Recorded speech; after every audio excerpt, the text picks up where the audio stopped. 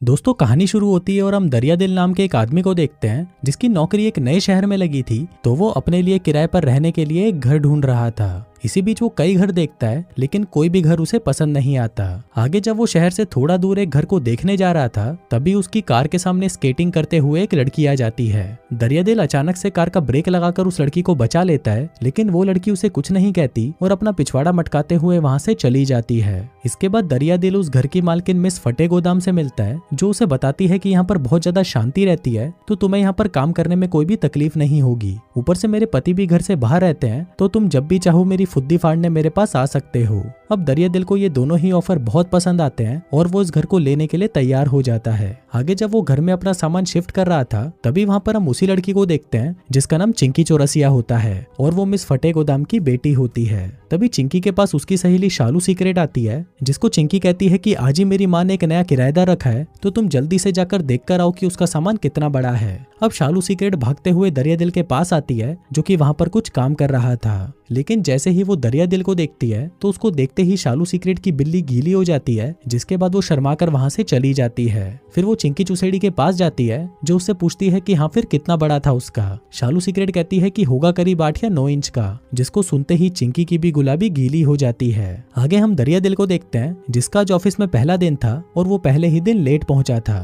फिर मीटिंग के दौरान उसकी मुलाकात सोन पापड़ी से होती है, जो कि शक्ल से तो साली गोल्ड डिगर लग रही थी। अब क्योंकि दरिया दिल पहले ही दिन काम पर लेट आया था तो उसका बॉस उस पर बहुत गुस्सा करता है और वो सोन पापड़ी को उसके काम पर नजर रखने को कहता है। इसके बाद जब दरिया दिल अपनी कार को चमका रहा था तभी वहाँ पर चिंकी आती है और उससे पूछती है कि तुम मेरी कब लेना चाहोगे। दरिया दिल कहता है कि तुम सिर्फ अभी बच्ची हो और मुझे तुम्हारी लेने में कोई इंटरेस्ट नहीं है, लेकिन चिंकी को तो उससे अपनी पिंकी पिटवानी ही थी, इसलिए वो उस पर डोरे डालना नहीं छोड़ती। फिर उसी रात जब दरिया दिल अपना काम कर रहा था तभी वहाँ पर चिंकी पहुंच जाती है, क्योंकि उसकी छोटी सी तितली चमगादड़ बनने के लिए तड़पी जा रही थी। फिर वो उसके पास आती है और उससे पूछती है कि क्या तुम अब मेरी लेना चाहोगे। अब दरिया दिल को ये लड़की काफी अजीब लग रही थी, तो वो उससे पूछ लेता है कि क्या तुम सच में 14 की हो, जिस पर चिंकी कहती है कि नहीं, मैं 15 की होने वाली हूँ। अब दरिया दिल उसके साथ कंफर्टेबल महसूस नहीं कर रहा था, इसलिए वो उसे वहां से जाने को कहता है। फिर अगली सुबह जब वो बाथरूम में नंगा नहा रहा था तभी उसे वहां पर किसी के आने की आवाज सुनाई देती है। फिर जब वो आवाज लगाता है तो उसे पता चलता है कि ये तो भेड़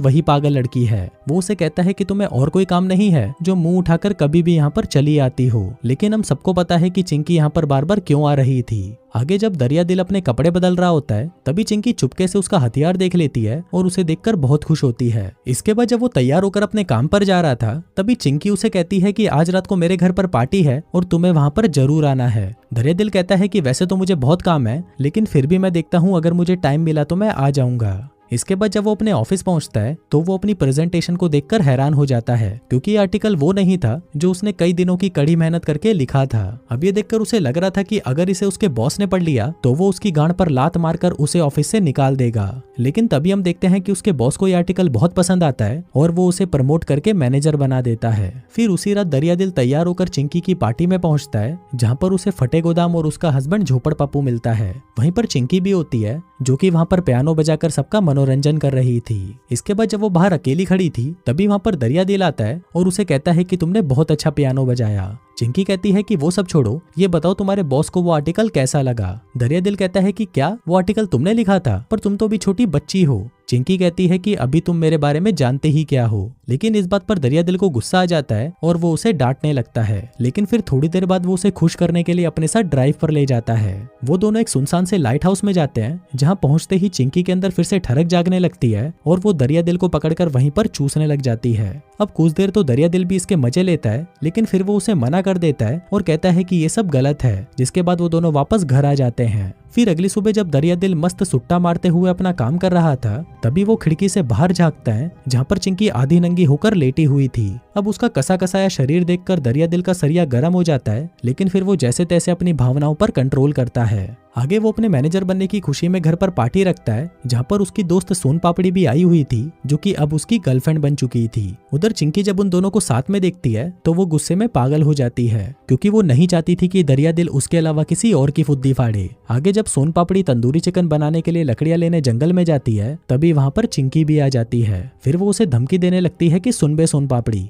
दरिया दिल सिर्फ मेरा है और वो सिर्फ मेरी बजाना चाहता है। अगर तू हम दोनों के रास्ते में आई तो मैं ये सारी लकड़ियां तेरे पिछवाड़े में में घुसा दूंगी। फिर पार्टी के बाद जब दरियादिल और सोन पापड़ी घर पर होते हैं तो सोन पापड़ी उसे कहती है कि तुम्हारी दोस्त चिंकी तो बहुत ही अजीब है, मुझे लगता है कि वो तुम्हारे प्यार में पागल हो चुकी है। लेकिन दरियादिल इस बात को हंसकर टाल देता है और कहता है कि ऐसा कुछ भी नहीं है, वो तो बस एक नादान बच्ची है। आगे जब दरियादिल अपना काम कर रहा था तभी उसे चिंकी फोन करती है और कहती है कि क्या आज तुम मेरी लेना चाहोगे, लेकिन दरियादिल उसे मना कर देता है और कहता है कि मैं बिजी हूँ। फिर काम करके वो एक अपने बचपन की फोटो को ढूंढने लगता है जो कि कल तक तो उसके डेस्क पर ही थी, लेकिन आज वो गायब है। उसे लगता है कि शायद वो फोटो चिंकी ने चुराई होगी, इसलिए वो चुपके से उसके घर में घुस जाता है ताकि वो उस फोटो को वापस ला सके। फिर जब वो उसके कमरे में जाता है तो उसे उसका कमरा काफी अजीब लगता है। आगे जब वो उसका सामान देख रहा था तभी उसे बाथरूम से आवाज आती है जहाँ पर चिंकी नहाने की तैयारी कर रही थी। तभी उसे देखकर दरियादिल उसकी कबड़ में छुप जाता है, लेकिन तभी चिंकी भी अपनी चड्डी बनियान लेने वहां पर आ जाती है। अब वहां पर आते ही चिंकी को एहसास हो जाता है कि दरियादिल यहीं पर है, इसीलिए वो जानबूझकर उसके सामने अपने सारे कपड़े उतार देती है और उसे अपने छोटे नींबू और गुलाबी गुफा दिखाने लगती है। अब इतना शानदार नजारा देखकर दरियादिल का सरिया फिर से गर्म हो जाता है, लेकिन वो फिर से जैसे तैसे करके खुद को कंट्रोल करता है। इसके बाद जब वो वहां से वापस जा रहा था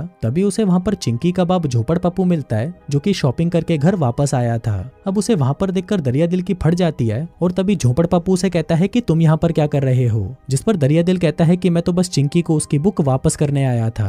अब वो वहां से जाने ही लगता है कि तभी झोपड़ पप्पू उसके हाथ में सामान दे देता है और उसे अपने साथ ऊपर बेसमेंट में आने को कहता है। इसके बाद जब वो दोनों ऊपर पहुंचते हैं तभी झोपड़ पप्पू उसे एक बड़ा सा खिलौना दिखाता है जिसको वो चिंकी के लिए तैयार कर रहा था। आगे जब वो दोनों बातें कर रहे होते हैं तभी वहां पर चिंकी आ जाती है। अब चिंकी को देखकर उसका बाप उससे पूछता है कि तुमने दरियादिल को कौन सी बुक दी थी। अब ये सुनकर दरियादिल की फिर से फट जाती है, लेकिन तभी चिंकी कहती है कि हाँ, मैंने तो उसे मियाँ की मजदूरियों वाली कहानी की बुक दी थी। अब ये सुनकर दरियादिल को थोड़ा सुकून मिलता है और वो वहां से चला जाता है। फिर थोड़ी देर बाद वो चिंकी के पास वापस आता है और उसे उसके बाप के सामने बचाने के लिए थैंक यू बोलता है, लेकिन तभी चिंकी उसे कहती है कि तुम्हें थैंक यू बोलने की कोई जरूरत नहीं है, मुझे पता है कि तुम मेरी लेना चाहते हो, अब जल्दी बताओ कब लोगे मेरी। लेकिन ये सुनकर दरियादिल उस पर भड़क जाता है और उसे कहता है कि देखो अभी मैं सब कुछ क्लियर कर देता हूँ, तुम मेरे लिए बहुत छोटी हो और हम दोनों के बीच में कभी भी कुछ नहीं हो सकता। अभी सुनकर चिंकी को बहुत ज्यादा गुस्सा तो आता है, लेकिन वो उस समय उसे कुछ नहीं कहती। आगे जब दरियादिल अपनी बंदी सोन पापड़ी को अपनी नई कार दिखाने लाता है तो कार की हालत देखकर वो दोनों हैरान रह जाते हैं क्योंकि किसी ने उसके ऊपर लिख दिया था कि मुंह में ले ले।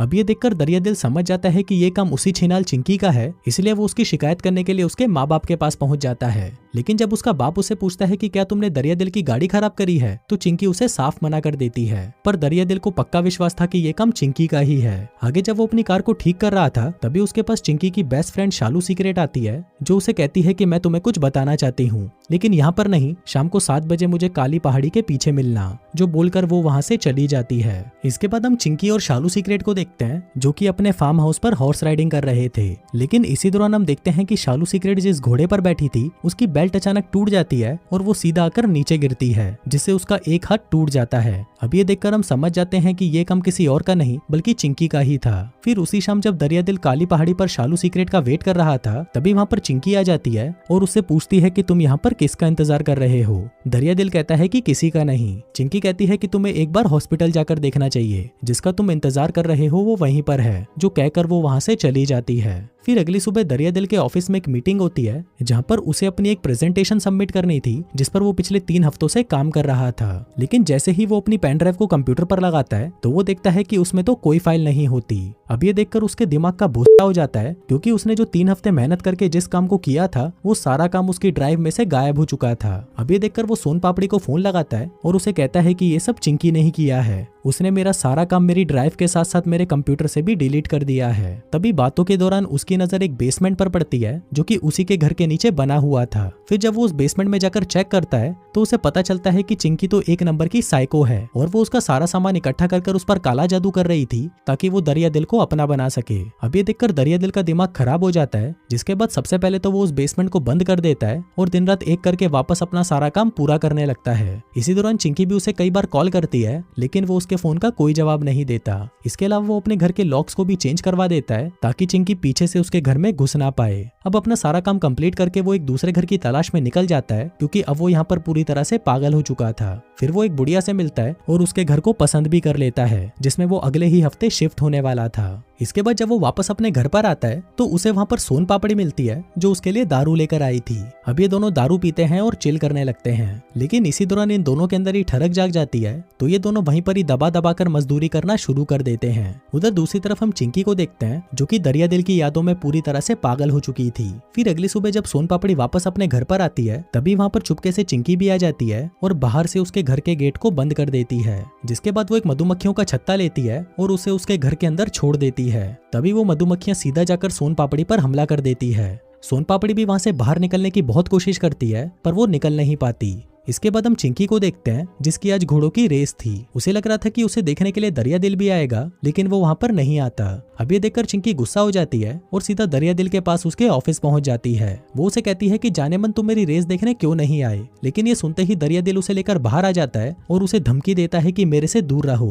लेकिन तभी हम देखते हैं कि चिंकी पागल हो जाती है और वहां पर जोर जोर से चिल्लाने लगती है, जिसको सुनकर वहां पर सभी को लगता है कि शायद दरिया दिल उसकी छोटी गुफा को बड़ी करने की कोशिश कर रहा है। आगे जब अपना काम खत्म करके दरिया दिल अपने नए वाले घर में जाता है तो वहां पर उसकी मकान मालिक उसे घर देने से मना कर देती है क्योंकि चिंकी ने पीछे से आकर उसे ये बोला था कि दरिया दिल एक ड्रग डीलर है। अब ये देखकर दरिया दिल का और भी ज्यादा दिमाग खराब हो जाता है। जिसके बाद जब वो वापस अपने घर पर आता है तो वो देखता है कि वहाँ पर पुलिस आई होती है। अब दरिया दिल को देखते ही पुलिस उसे गिरफ्तार कर लेती है क्योंकि चिंकी ने उस पर अपने साथ जबरदस्ती मजदूरी करने का इल्जाम लगाया था। तभी वहाँ पर चिंकी भी आ जाती है जिसने खुद की ऐसी हालत कर ली थी कि उसको देखकर सब उसके ऊपर विश्वास कर लेते हैं। आगे दरिया दिल को इंटेरोगेशन के लिए ले जाया जाता है जहाँ पर पुलिस वाले उससे पूछते हैं कि तुमने चिंकी के साथ ये सब क्यों किया, जिस पर दरिया दिल कहता है कि मैंने ऐसा कुछ नहीं किया और वो लड़की झूठ बोल रही है। फिर थोड़ी देर बाद हम देखते हैं कि दरिया दिल को बेल मिल जाती है क्योंकि उसके बॉस को उस पर भरोसा था और उसी ने ही उसकी बेल करवाई थी। लेकिन जब तक उस पर लगाया हुआ इल्जाम झूठा साबित नहीं होता तब तक दरिया दिल को भी काम से निकाल दिया जाता है। आगे जब दरिया दिल अपना सामान पैक करके वहां से जा रहा था तभी उसके पास शालू सीक्रेट आती है